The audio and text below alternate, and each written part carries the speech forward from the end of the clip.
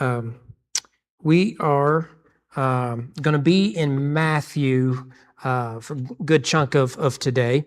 But because we're looking at sort of what is beneath the text, we're not going to exegete it in a lot of detail, but we'll spend some time in Matthew 1, no doubt. Remind you what it is that we're trying to do, and that is we're trying to explore what was Jesus' childhood like. Now, we don't know if he, spent every 4 summers watching the World Cup or not. We just don't know those sort of details. What sort of games did he like to play? Did he ever spend time at his grandparents' house? We just can't do those sort of things. But there are a few things I believe that we can gather regarding his childhood, and maybe not say definitely this is what he went through. Although this isn't typically what we do, because we usually just take a passage, we devour it and whatnot. I do think doing so will illuminate Scripture. Maybe next week we'll see this. We'll talk about what did Jesus have in mind when he said a city on a hill. Did he have a specific city in mind? Very possibly so. And what can we say about that city, and why would he use that as an illustration? So I want to remind you what it is that we did last week. This is, I'm not going to draw it up here. I know my handwriting's terrible. This is a very generic, oversimplified timeline of the intertestamental period, okay? So right around here, we have the end of the Old Testament. Remember that the Persians take over the Babylonians. Ezra, Nehemiah, Zerubbabel, Haggai, Zechariah, all of them, they go back home. Some stay where they are. That would be the story of Esther and the Jews. But a remnant do return, takes over the land. That is the period of the Greeks.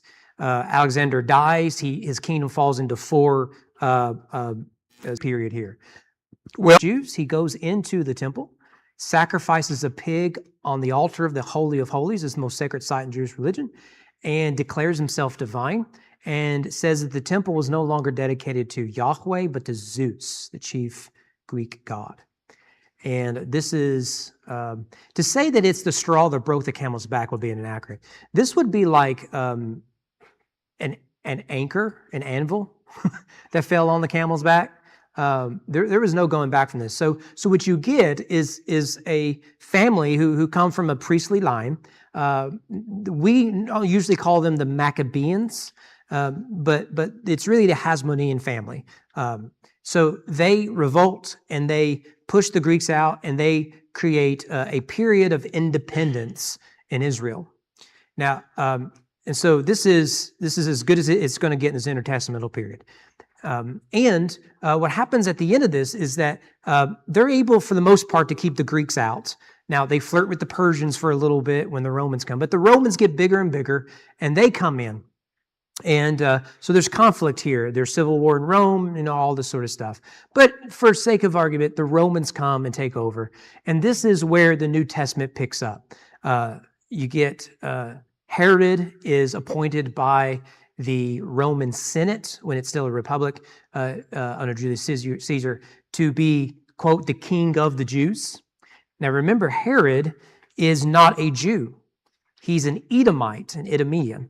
So he descends from Esau. And so now he is a convert to Judaism, but he's very syncretistic. He's more pro-Rome than he is pro-Jewish. So he'll throw a few bones to the Jews. He renovates the temple. This is the temple that Jesus cleanses. It takes over 60 years to do it. In fact, they don't really finish the temple fully until about 8 years before it's destroyed. I mean, it's going to take probably close to 10 years, up to 10 years, at the state capitol here. Imagine doing that for 50, 60 years. Now, it was open, obviously. A lot of the scenes we get in the New Testament comes from Herod's renovations. But that's neither here nor there. So this is the general summation of it. And then I wanted to show you this. The priesthood goes down here. They had one job, right? And they were in charge of the religion of Judaism. So they offered the sacrifices, they made the prayers, they interpreted scripture, stuff like that. Up here is the house of David. They were the powers that be. So David's son and his son and his son and his son and his son, all the way down to Jeconiah or Jehoiakim rather, but influence. The last really influential descendant of David in the Old Testament is Zerubbabel. He helps build power, whereas the priests are in a lot of power. If you read the New Testament, you can see this, can't you? Because who condemns Jesus to die? And the Hasmoneans are priests. This is really where it takes over. Out of the Hasmoneans is, in this period, you're going to get the Pharisees, the Sadducees, and whatnot.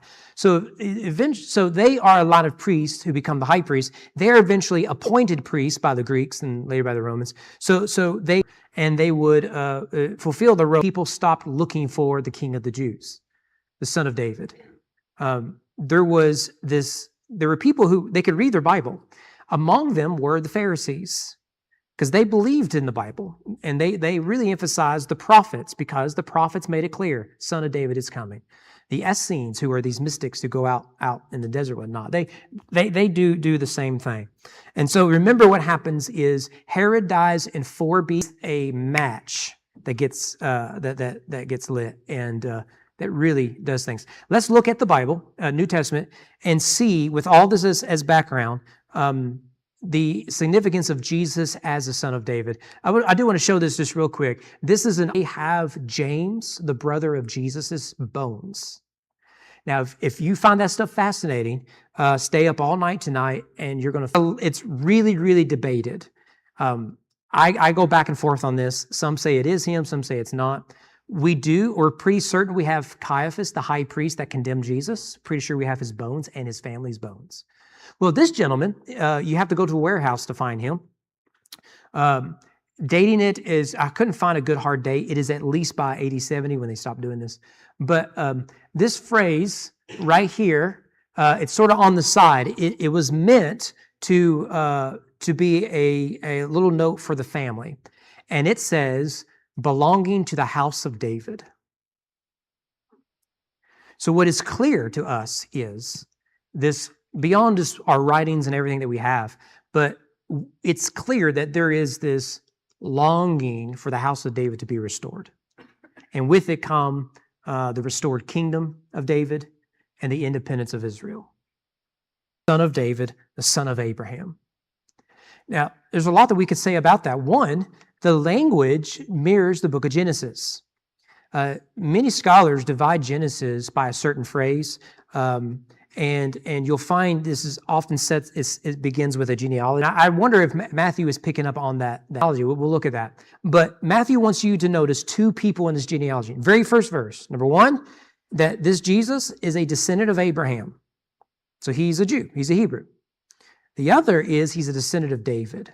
He is of the house of David. So before we know anything else about Jesus from Matthew's pen, he is already setting us up for what matters most to him. Matthew, more than the other Gospels, wants you to know Jesus is the King. And he starts in the very first verse. This is the genealogy of Jesus, who is the son of Abraham, son of David. Now, what follows, particularly in verses 3 to 16, is a genealogy of Jesus. We're not going to read it. We did a whole series on this, by the way. But you'll notice it's broken down into 3 sections, and they should be pretty even, because each 14, 2, 7 times 2, 7 times 2. So you have the multiplication of 7 3 times. And repetition is important. So to repeat something 3 times is really important. So in order to get those numbers, Matthew has to skip a few genealogies. We know that, but you can see what he's doing here. He's beginning with Abraham, and he's concluding with Joseph. So you get here in verse 6, the wife of Uriah. Now notice there, in most of the other names, you don't get any description. It's just the dude's name Bob, and his son was Jimmy, and his son was Timmy. That's all you're going to get. But David, and Matthew wants you to know, he's the king. Which means, as a descendant of David, he has a claim to the throne of David. I mean, it's very evident what Matthew is doing. Then you can go down to verse 17. So all the generations from Abraham to David were 14 generations. And from David to the deportation to Babylon, 14 generations. From the deportation to Babylon to the Christ, 14 generations. Again, 14 names. Okay, so Matthew tells us that, and we can read that for ourselves. Now, the fact that Jesus was the son of David was a well-established belief in the early church. So we get this even outside of the Gospels. Let me give you just two examples in Romans chapter 1 concerning his son who was descended from David according to the flesh. All right? So Paul wants to make a big deal of this. For one, he's writing to Jewish believers.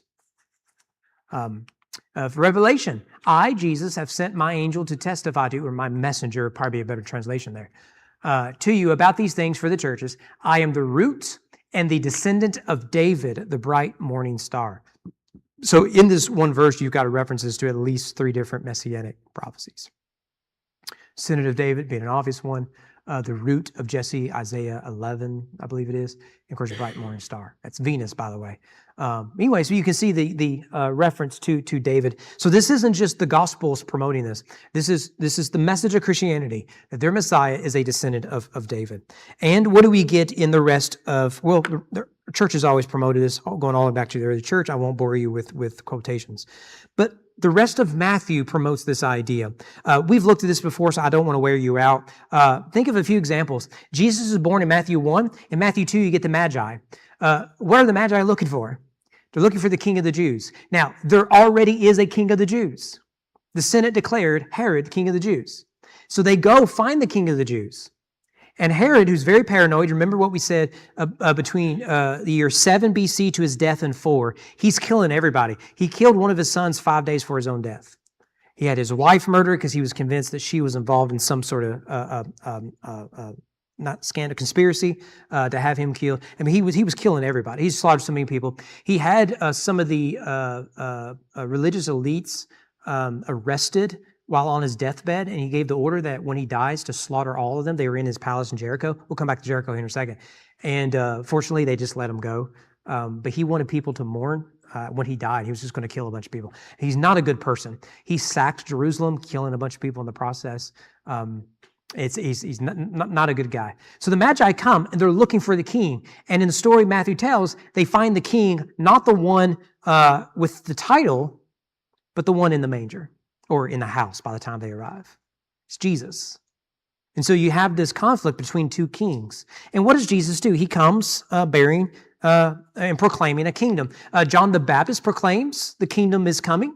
Jesus repeats what John the Baptist said in chapter 4. In chapter 9, it says Jesus went throughout the cities and villages, teaching in their synagogues, proclaiming the gospel of the kingdom. By the way, notice the connection between gospel and kingdom. Liberals try to separate those. I think that's a terrible idea. And so notice the kingdom is associated, not just what he's saying, but what he's doing. He's healing every disease and every affliction, but the emphasis is not just on who he heals, but what he proclaims. The two are related, and we've looked at that in the past. Matthew 10, these 12 Jesus sent out, instructing them, so he sends them out 2 by 2, the 70 or 72, depending on your translation. Go nowhere among the Gentiles, enter no town of Samaritans, but go rather to the lost sheep of the house of Israel. Proclaim as you go, saying, the kingdom of heaven is at hand. And then there is Matthew 16, truly, truly, I say to you, there are some standing here who will not taste death until they see the Son of Man coming in his kingdom. I think this is primarily a reference to his resurrection and ascension. So this is just a quick summary. We could look at the kingdom parables and all that. Clearly, Jesus comes preaching a kingdom. But more than that, he is proclaimed not just a generic king, but a specific type of king. He's proclaimed as the son of angel of the Lord appeared to Joseph in a dream saying, skip genealogies, right? But Matthew wants to make sure you got the point. Joseph is a descendant of David. Same thing in Matthew 9. As Jesus passed on from there, 2 blind men followed him crying out, have mercy on us, son of David. Now, here we talked about this last week. David is a monarch. He's not a healer. But in the intertestamental period, as people reading their Bible, they begin to notice a few weird things about David. And some traditions came about David and Solomon in particular, is that they were messianic figures in the sense that they had power. So Solomon and David, it was claimed, could cast out demons. So we shouldn't be surprised by the time you get to the first century, the Israelites are hearing a son of David. He has power. And this is why Jesus is healing people, because this is what's being expected of the son of David. He can cast out demons. Because no one else can. I mean, the priest can, of course, but the king can. That's what kings do. Theos, Lord, Master, Son of David, my daughter is severely oppressed by a demon. Again, notice, he casts out demons. David slayed Goliath. That's a demon, if you will. I mean, we can't chase that rabbit. And he soothed Saul's soul, so he dealt with demons there. Give you one more example.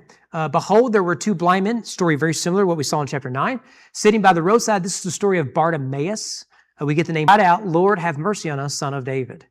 So you can see the language of monarchy, Lord, language of mercy, right? So he has power, and of course the monarchy title.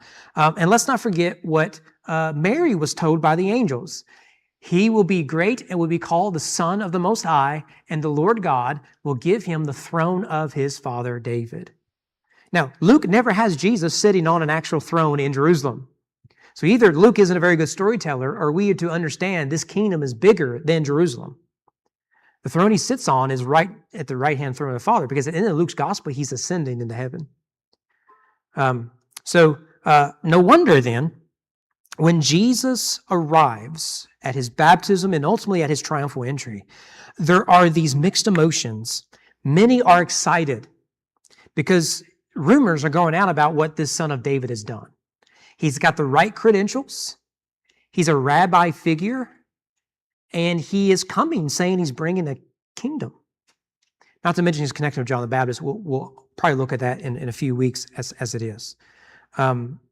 So look at a few examples of the excitement. In Matthew 12, all the people were amazed and said, can this be the son of David? This is why all that history matters. When we read this, we're like, oh yeah, Jesus descended. Everyone was so happy about that. Well, some were. Because what they were looking for was the true son of David, the true king of Israel, to set them free. Because what did you have under David and Solomon? Is you had an independent state of Israel. But the Romans, with Caesar and all that, right before Herod takes over officially, he has to kind of sack Jerusalem. A lot of the Israelites, particularly the priests, the Sadducees and others, they sided with the Parthians, for you history nerds. And so they were hoping the Parthians would push the Romans out. Of course, the problem with that is, well, maybe they could beat the Parthians. This is during the civil war between Julius Caesar and Mark Antony. The problem with that is that you get rid of one devil, but you exchange that devil for another. So how do you know you're going to like the Parthians anymore you like the Romans? They don't. They just, I have this problem, let's get rid of that problem. We'll deal with this problem next. And maybe we can figure out this problem, we can be free from them. That's their thinking. We've got to get rid of these people. And then comes one who's healing the blind man, just on his way to the triumphal entry is the story of blind Bartimaeus. I think in all three synoptics, that's what he's doing. In John's gospel, he's raising the dead. He's raising Lazarus. And then the next chapter is the triumphal entry. So people are excited. Can this be the son of David? Or Matthew 21, the crowds that went before him, that followed him. This is triumphal entry. Hosanna to the son of David. Quoting Psalm 117, I think. That's not right. 136. Blessed is he who comes in the name of the Lord. Hosanna in the highest. This kicks off the last week of Jesus. It's royal language. The David has arrived. This is him. This is the one we've been praying for. This is the one the prophets have foretold. This is the one we've been waiting for. You better look out, Romans. And so given that there's all this excitement, that even though, you remember the chart, that the influence of the line of David was at its lowest, there was this bubbling hope that it'll all work out. God's going to raise up David. And the priests are going to be put back in the right place. And David's going to rule and reign. We've got the temple, then we can have the palace, and we can be independent again. And so you can see, people are excited. But not everyone is excited about this. Many feel threatened. Matthew 27, Jesus stood before the governor, Pilate. The governor asked him, "Are you the king of the Jews?" This is the only question Pilate cares about. Now remember, Pilate knows there's already a king of the Jews. In fact, there's 4 of them, technically, because Herod's kingdom became a tetrarch. He was an ethnarch, technically. He became a tetrarch. So his kingdom was broken down into 4 parts. And Jesus will go stand in front of one of them. And we meet some of the other ones. One beheads John the Baptist, and Paul will deal with some of them and whatnot. But Pilate wants to know the answer to one question. Are you the king of the Jews? And Jesus says, yep, that's me. And he says this bound by Roman chains, with Roman guards all over him before the Roman governor. And Pilate is just amazed by this. He's like, some king you are. Look at you. You're nothing. I represent the power of Rome. Caesar Augustus rules things right now. It's Rome at its, not its peak, but essentially. Matthew 27, a few verses later, twisting together a crown of thorns, they put it on his head, and read his right hand. Kneeling before him, they mocked him, saying, Hail, King of the Jews. The Romans don't want to hear this. Matthew 27, over his head, they put the charge against him, which read, This is Jesus, the King of the Jews. Again, this is Matthew's emphasis of the royalty of Jesus. What sort of king doesn't have a kingdom, but he has a cross? This befuddles the Romans and the message of Christianity. One more, verse 42. He saved others. They mocked Jesus on the cross. He cannot save himself. He is the King of Israel. Again, this is mockery. Let him come down now from the cross, and we will believe him. Of course, he does come down from the cross, and he comes out of the tomb. They still don't believe him. But what are they mocking? They're mocking, and this is the crowd, but among them are the priests who are threatened by any claims of a son of David taken to the throne, because they lose their power. And Rome's not going to put up with this. Rome is content with giving priests power because priests aren't monarchs in their view of things. The priests are over here doing religious stuff. So if the Sadducees and the Sanhedrin want to maintain power, that's fine. So you can see that to some, there's excitement, but to others, this is a problem. Okay, so with that said, let's go back to the birth of Jesus. There is the King of the Jews. His name is Herod. And Jesus is born in an atmosphere where, although the line of David had virtually no influence or power, if you were a descendant of David, there was expectations upon you that you were born with. Again, I used this illustration last week. If your last name is Kennedy and you're related to the Kennedys, it's the best option we have here in America, or Bush, or even maybe like a Clinton or Trump now. There is certain expectations that come with that.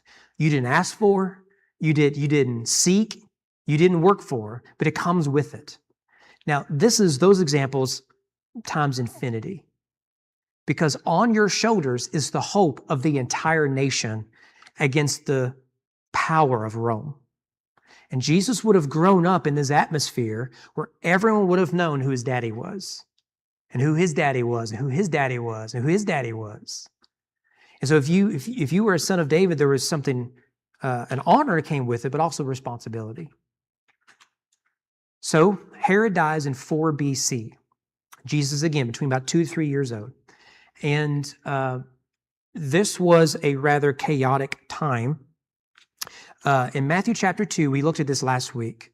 When Herod died, remember that Jesus and his family are in Egypt. This is when they find out news, Herod's dead. Let's come back to the land of Israel. Egypt has a very large Jewish population. At one time, they had a temple there.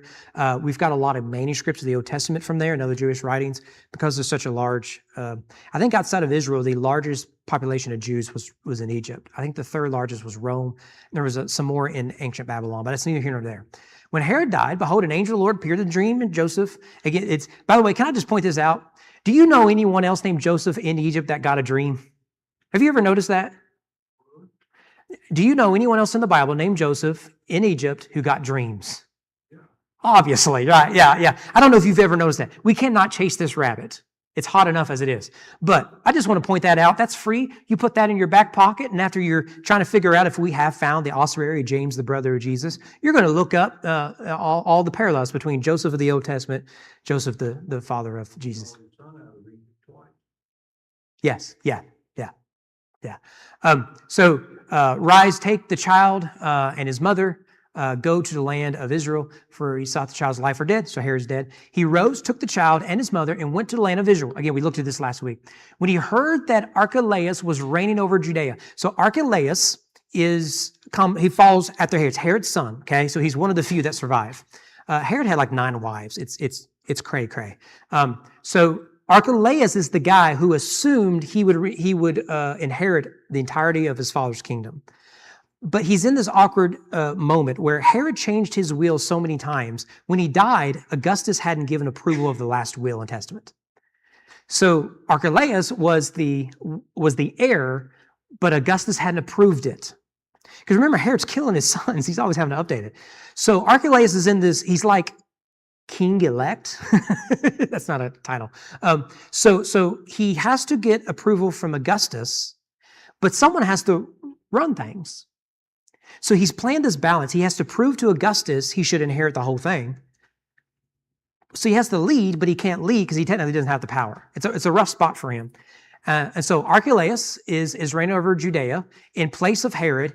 And so he was afraid to go there. Now he's afraid to go to Judea. Jesus isn't from Judea. He's from Galilee. It's a neat little detail, isn't it? He ends up in Nazareth. I'll have a map up here in a second. But he's going to Judea. I believe he's going back to Bethlehem. Now, so right away we're thinking, well, what's going on in Judea? Because something happens and he's going this way and he says, oh, I better take a detour and land somewhere else. And so he went and lived in the city of Nazareth so that it was spoken by the prophets might be fulfilled that he would be called a Nazarene. Well, let me share you what was going on. There was a prophecy going around saying that once Herod dies, the Messiah will arrive. If you want to see this prophecy on your own, you can Google a book called The Testimony of Moses. It is usually called The Assumptions of Moses. Now, it's one of several other sort of prophecies that were spreading out, okay? Basically, this was an internet rumor. Now, how you date the assumptions of Moses and all that is a complicated issue beyond our point. By the way, the assumptions of Moses is quoted in the New Testament. It's in the book of Jude. Jude quotes from two non-biblical books, Enoch and the Assumptions. So that's free. You know, when Jude mentions that Michael the archangel fought Satan over the body of, that is nowhere in the Bible. It's found in the book, The Testimony of Moses. And so Jude is referencing that. In quote. It's not. Michael is, but they don't wrestle over Satan's body. Now, in Jude, he quotes Zechariah, the Lord will rebuke you. But that story is not found in the Bible. Because you go to Deuteronomy, he's buried by God, and that's the end of the story. So neat little... Paul probably wrote at least 4 letters to the Corinthians. We have 2, and the other 2 are not extant. Now, there is another book called First Clement. If you take my Sunday school class at the end of the year, we're going to talk about First and Second Clement. It's written to the Corinthians from a guy named Clement of Rome.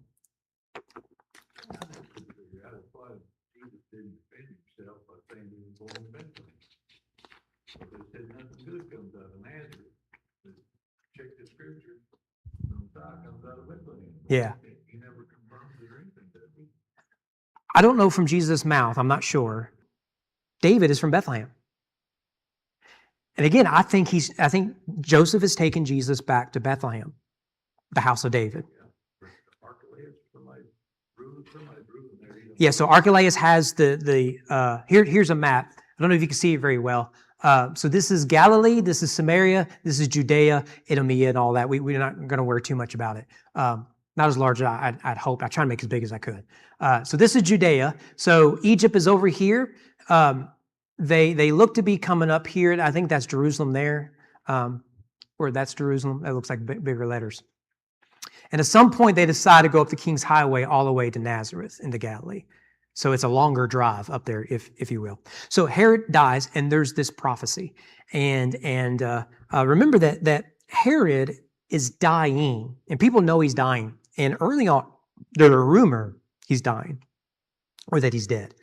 So 2 Pharisees in Jerusalem, they had a large following. Their names are Matthias. So you have 2 Pharisees, Matthias and Judas, son of Cephas. At the temple, there was an eagle hanging up there. An eagle was a sign of Rome, much like it is of America. An eagle was a Roman symbol. So a few weeks or whatever it was before Herod dies, actually we know the date that they're executed because it was a lunar eclipse. their disciples climb up there, take an axe, they chop down the eagle. Herod, though he's dying, right? The soldiers come in, they arrest everybody, all that. He attends Matthias and Judas's own trial. And he is basically the prosecuting lawyer. He condemns them to be burned. And a lot of scholars think he did this because the Pharisees believed in the afterlife, the Sadducees didn't, in the resurrection. And so if you're burned and not buried, can you be resurrected? And some think that's what he's doing. The other ones were like beheaded or something like that. So you have the slaughter of all kinds of people. Well, when this happens, Herod dies a few weeks later, of course, right? And riots break out in Jerusalem. Archelaus is now king, kind of, right? King in waiting.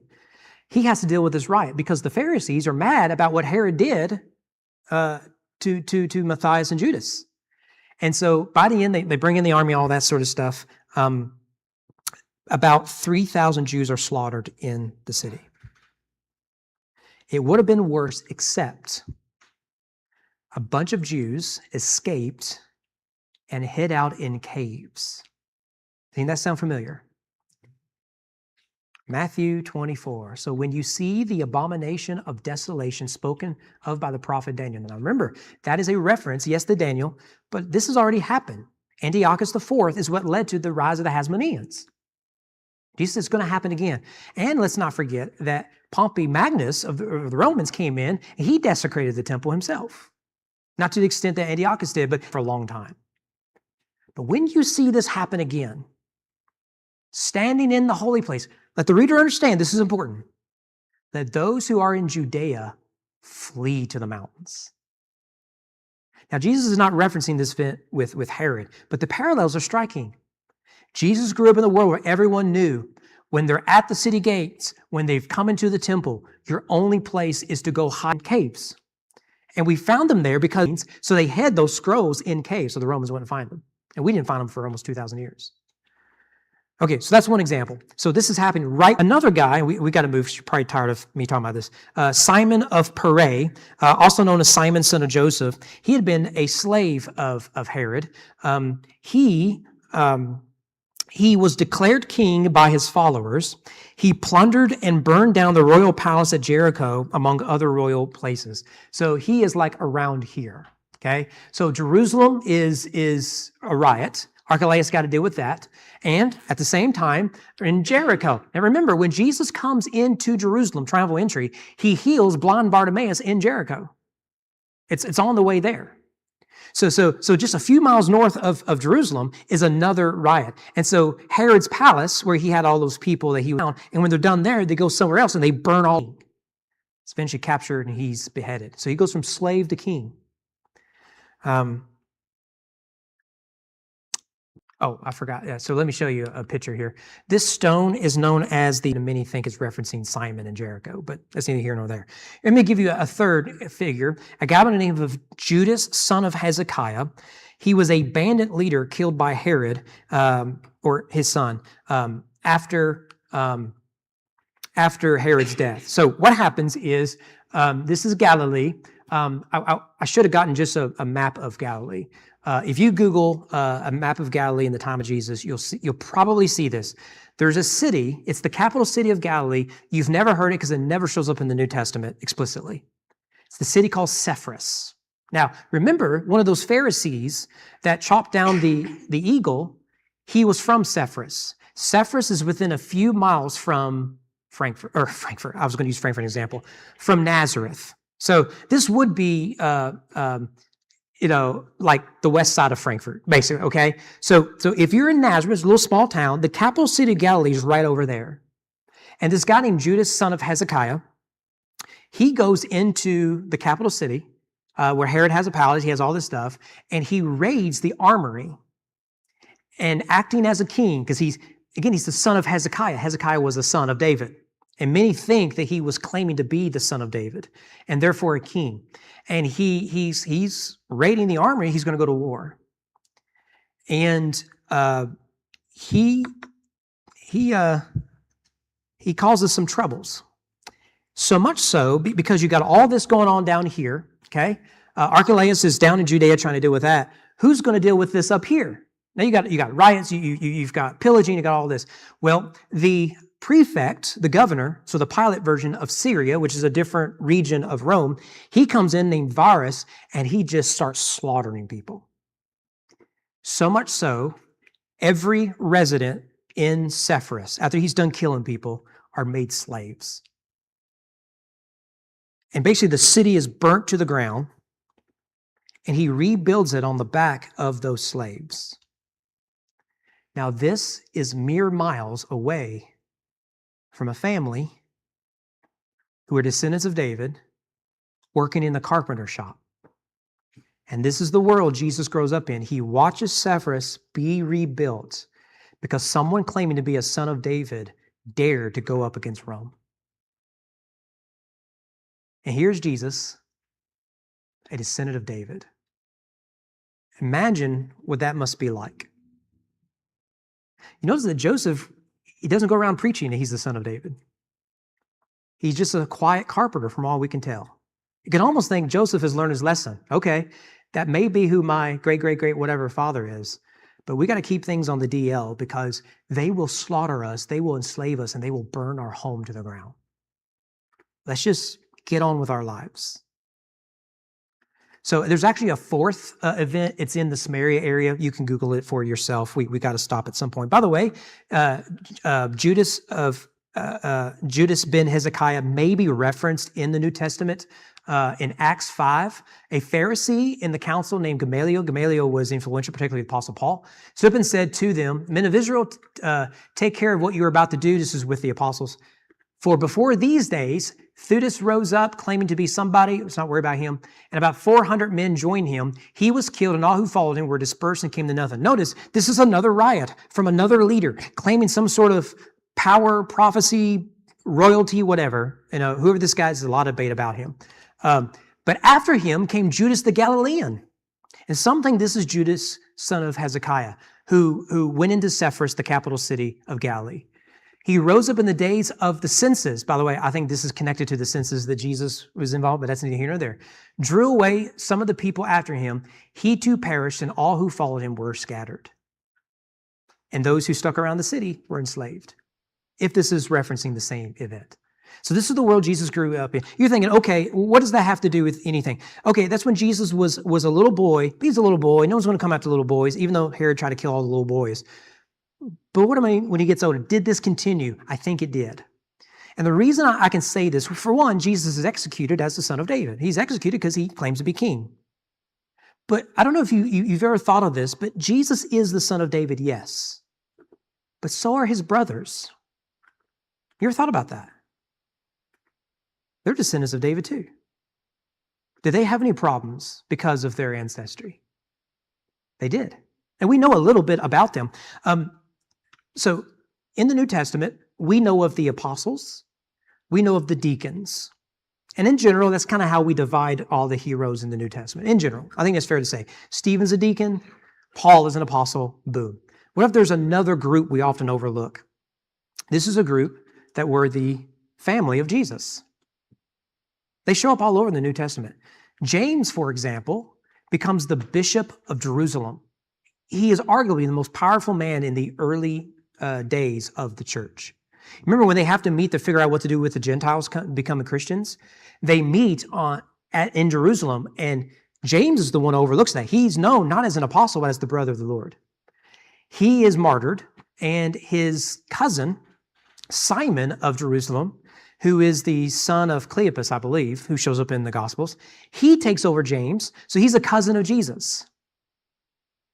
So we know the family of Jesus were powerful. Jude, the book of Jude, is by a brother of Jesus. And he was a missionary, if you will. So we know they show up. By the way, if you want to see this category, here's a good example. Do we not have rights to take along a believing wife? Paul's asking. As do the other apostles. There's a category. The apostles have wives. No one says anything. The brothers of the Lord has wives. No one says anything. In fact, Peter, Cephas is his Aramaic name. Peter has a wife. He's the most famous of all of us. You see the categories. Apostles, brothers. The apostles are not the brothers of Jesus. The brothers of Jesus are not apostles. So there was this line of people who they went around saying, yeah, that guy you crucified, that was my cousin, that was my brother, that was my great uncle. And they all were descendants of David.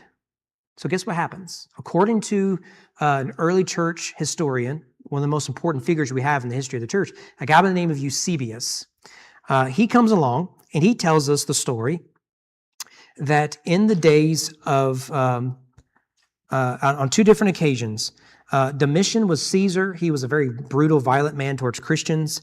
And then right after the destruction of Jerusalem, on two occasions, the descendants of David were hunted down.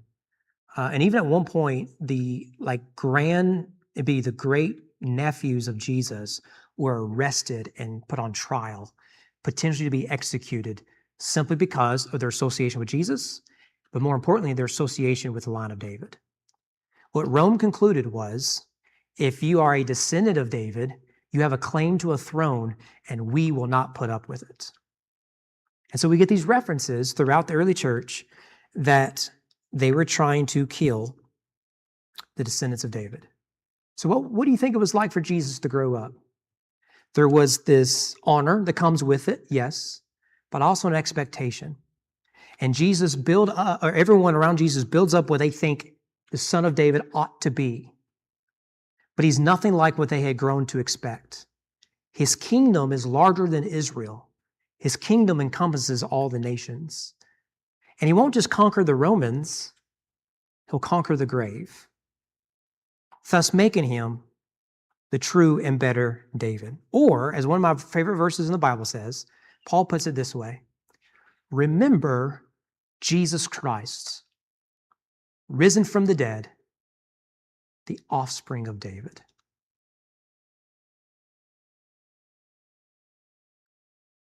So I do think his title, again, we can't say specifics about what his childhood was like, but I do think we can infer a lot of things about what that would have been like and the pressures he would have been under, especially once he starts going around proclaiming that the kingdom of God was at hand. I hope you're not lost. His brothers and sisters didn't believe it. Not at first, nope. Neither did the community around them. Right. In fact, if you're looking for evidences of the resurrection, one of the strongest evidences, because we know James lived, and we know he was a Christian, and we can be certain he was Jesus' brother. And as such, one of the best arguments for the resurrection of Jesus is James. None of us here is convinced our sibling could ever be the Messiah. That's just natural. But James saw him alive after he knew he was dead. And his only conclusion was, yeah, that makes sense. Everything he said was true. And he went, and he was the leader. These are all carpenter kids. They should all be carpenters. Leaves all that behind to lead a church. And he dies to lead a church. One of the first martyrs. It's amazing. You can add Jude on top of that and Simon later on. So Jesus is the Son of David. Not something you go around saying in that culture. You just don't say that. I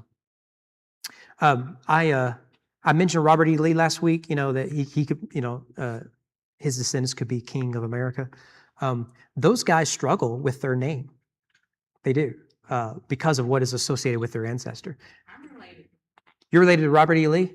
I thought so. You just... Somehow I'm not quite sure. My mom's looking into it. My grandma was a Lee, and one of her relatives broke into it. Figured we are in the line somehow. Yeah. So I've got an aunt of what you're describing. Supposedly we're connected to Jesse James. Yeah. His parents... My grandma was robbed by him in Kansas. Rocked? Robbed. Robbed. Okay, I thought like rocked like a baby. Like great-grandma, my great-grandma. That is pretty cool. Yeah, thanks. It is. That's something I'm related to Noah. Yeah. There's always one, and it's always Dawn. Right.